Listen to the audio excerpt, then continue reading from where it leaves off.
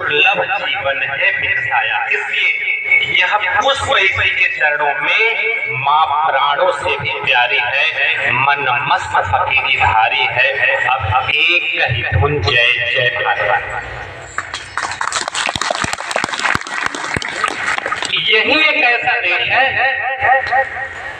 इस पवित्र धरती को हम माता कहते हैं। सवेरे जगते हैं तो सबसे पहले माता के चरण रज को अपने सर पे लगाते हैं। तो मैंने नहीं, हमारे पूर्वज जिनको आज हम आराध्य मानते हैं, भगवान राम, भगवान श्री कृष्ण भी यही कहा करते थे। और भगवान राम ने तो कहा, यह जननी जन्मभूमि स्वर्गादपि गरीयसी, ऐसा हुआ। सारा दिन तपस्या का फल रहा कि आप सभी यूट्यूब पर बार बार देख रहे होंगे कि जिस कल्पना को हम सोचे भी नहीं थे, 500 वर्षों के संघर्ष के बाद आज भगवान राम का मंदिर हम सबके आंखों के सामने बने।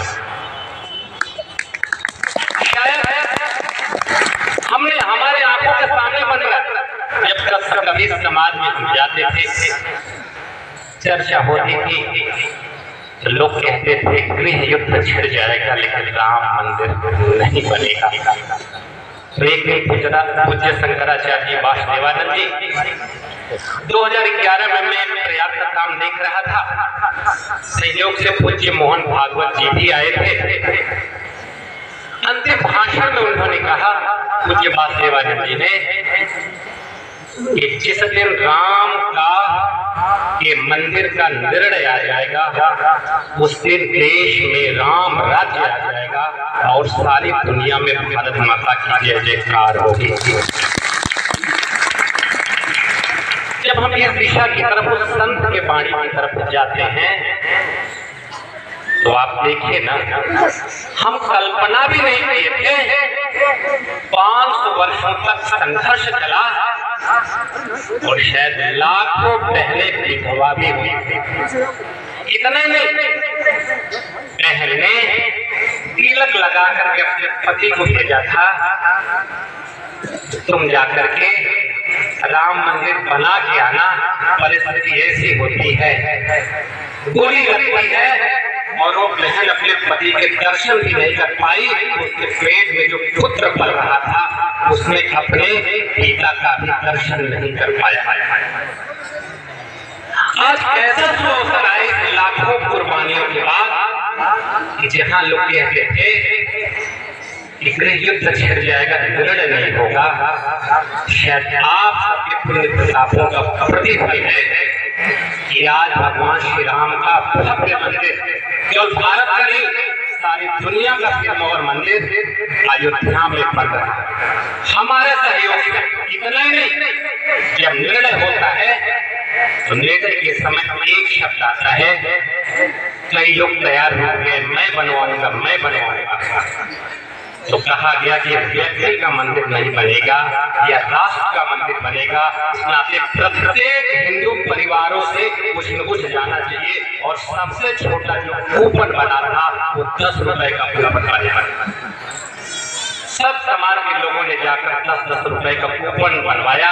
छोटा सा बालक भी था, 2 साल का रहा होगा, 1.5 साल का, उसने भी कूपन कटवाया और उसे शीशे में मढ़ा दिया।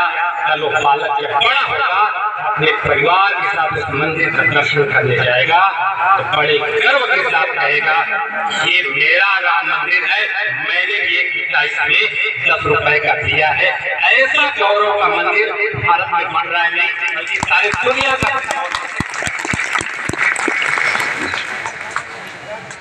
तो पूजनीय सत्संग, पूजनीय वासुदेवानंद जी के दूसरे शब्द थे कि सारे कष्टों का निवारण होगा। दुर्भाग्य से भारत का जब विभाजन होता है तो कश्मीर समस्या, तब से मैं थोड़ा लंबा नहीं जाता हूँ, छोटे में विषय पूरा करता हूँ। धारा 370 और 35 की बड़ी बड़ी बातें थी।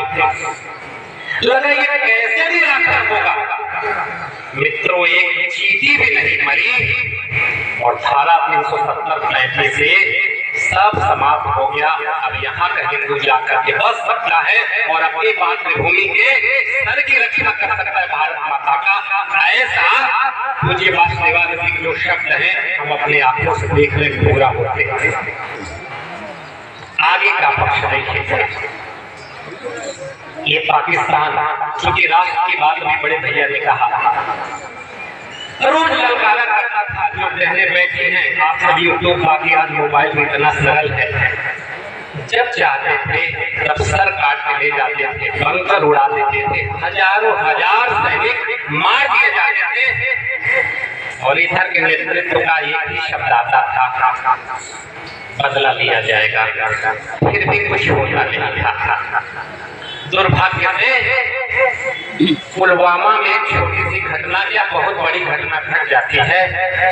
42 से अधिक सैनिक उन आतताइयों द्वारा मार दिए जाते हैं। इस देश का सिरमौर, मैं मोदी जी का समर्थक नहीं, ध्यान रखिएगा, मैं राष्ट्र का पुजारी हूँ। जो राष्ट्र की बात करेगा मैं उनका समर्थक करूंगा। कितनी बहनों के सिंदूर उजड़ गए और घूम करके इस देश का नेतृत्व बोलता है शहादत व्यर्थ हो जाएगी। थोड़े दिन ही बाद भारत हमारा कितना वैभवशाली हो गया, उस घर से 500 से ज्यादा लोगों को उड़ा देता है और बदला लेता है हमारा भारत उनके जमीन पर घुस करके। ऐसा प्रभावशाली हमारा भारत हो गया। इतने से भी इस देश का नौजवान मन नहीं मानता, अभिनंदन भी मिलता है। वायुयान का जहाज गड़बड़ हो जाता है, पकड़ लिया जाता है और ज्यों ही पकड़ा जाता है, ऐसा हमारे देश का वैभव बढ़ता जा रहा है। महाशक्तियां छोड़ करके पाकिस्तान को कहती हैं यदि एक दिन और अभिनंदन पर रखोगे तो पाकिस्तान इस पृथ्वी पर बचेगा कि नहीं बचेगा इसकी गारंटी नहीं है। ऐसा पाकिस्तानी भारत हमारा बना। ये चीन अपने को महाशक्ति कहता था, जब चाहता था तब हमारे अंदर प्रवेश कर जाता था, हमारे जमीन को कब्जा करने के लिए। परिस्थिति बदली तो एक दिन आज तक मीडियम में बैठा था तो दिखा रहा था कि यहाँ के सैनिकों ने इतने डंडे बरसाए, वहाँ के सैनिक जब सोते हैं तो केवल यहाँ के सैनिकों के डंडे याद आते हैं। ऐसा वैभवशाली हमारा भारत बन रहा है आप सबके सहयोग से। हम 7-8 साल पहले कहाँ थे, 8 साल में हम कहाँ पहुँच गए हैं। अभी एक महायुद्ध हो रहा है यूक्रेन और रूस का। उस युद्ध में सारी दुनिया की एक ही निगाह है, युद्ध को समाप्त कर सकता है तो केवल और केवल भारत कर सकता है और दुनिया की कोई ताकत इस युद्ध को नहीं रोक सकती। ऐसा हमारा वैभवशाली पराक्रमी भारत कर रहा है। आप सबके सहयोग से समय बदला, शंकराचार्य जी की वाणी सत्य होती हमारी आंखों के सामने। इन सब बातों को केवल बताने का मेरा इतना भाव है कि हम जो सोचे नहीं थे आज हम इस देश में पूरा होते देख रहे हैं। और हमारे जीवन में ऐसा शंकराचार्य जी अपने बौद्धिक में अभी 1 महीने पहले बोले कि भगवान राम लला की प्राण प्रतिष्ठा हो रही है, जो हम सब के लिए प्रेरणादायक है। सब लोग एक ही दिन जा रहे सकते, पर क्या ऐसा हो सकता है क्या कि जैसे सबरी ने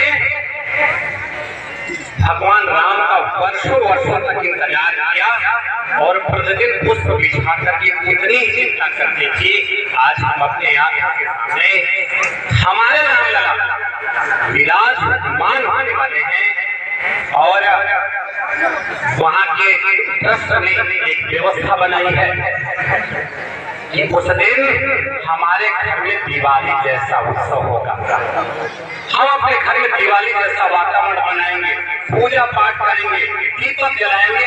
ऐसा दृश्य पूरे देश में दिखना चाहिए। वास्तव में हमारे घर में, हमारे गाँव में ऐसा वातावरण बनाने की आवश्यकता है मित्रों। निश्चित रूप से हमारा भारत परम वैभव के शिखर पर पहुंच रहा है। क्या हम सब बैठे लोग इतने बड़े काम के लिए हम तो कुछ नहीं कर पाए वहाँ, कि हम अपने घर में बैठ करके ऐसा दिवाली का उत्सव मना सकते हैं क्या? ये इतना ही करेंगे तो सारी दुनिया को संदेश चला जाएगा।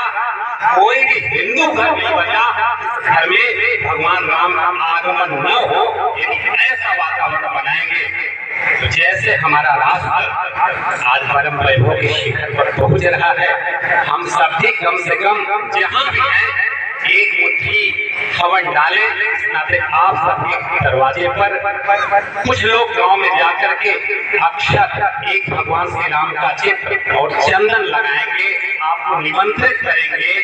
आप भगवान राम के मंदिर को देखने आइए, उसके पहले आप दिवाली मनाइए।